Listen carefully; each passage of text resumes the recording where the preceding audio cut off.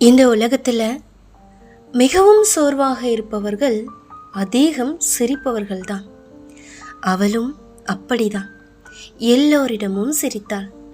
ஆனால் ஒவ்வொரு இரவும் அமைதியாக உடைந்து கொண்டிருந்தாள்.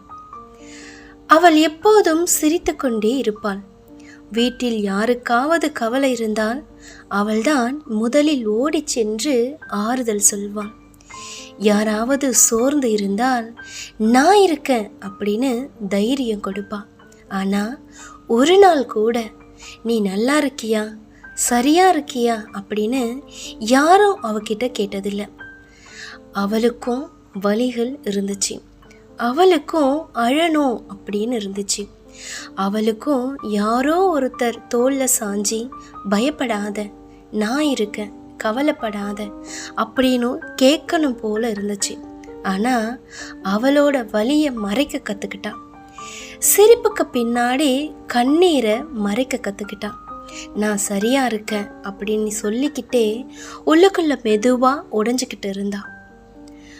ஒவ்வொரு இரவும் அனைவரும் உறங்கினதுக்கு அப்புறம் அவ மட்டும் அமைதியாக அமர்ந்து அழுவான். சத்தமாக கூட அழ முடியாது.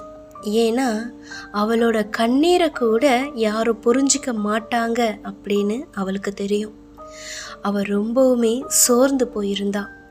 அன்பு கொடுத்து கொடுத்து தன்னையே இழந்துட்டா.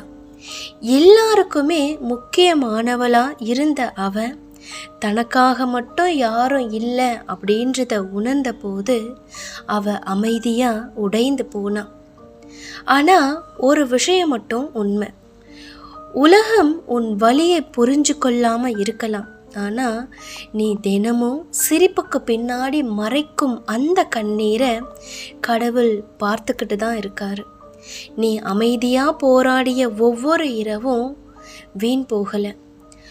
ஒரு பெண் நான் சரியா இருக்கேன் அப்படின்னு சொல்லும்போது அவ உண்மையிலேயே ரொம்பவுமே சோர்ந்து போயிருப்பா. அதனால சிரிக்கிற ஒவ்வொரு பெண்ணுக்கு பின்னாடியும் சொல்லப்படாத ஒரு வலி இருக்கலாம். இந்த கதையில் உங்களை நீங்கள் பார்த்துருந்தீங்க அப்படின்னா நினைவில் வச்சுக்கோங்க, நீங்கள் உடைந்து போகலை, நீங்கள் அதிகமாக சுமந்திருக்கீங்க. வாய்ஸ் ஆஃப் வித்யா, உடைந்த மனங்களுக்கு ஒரு ஆறுதல்.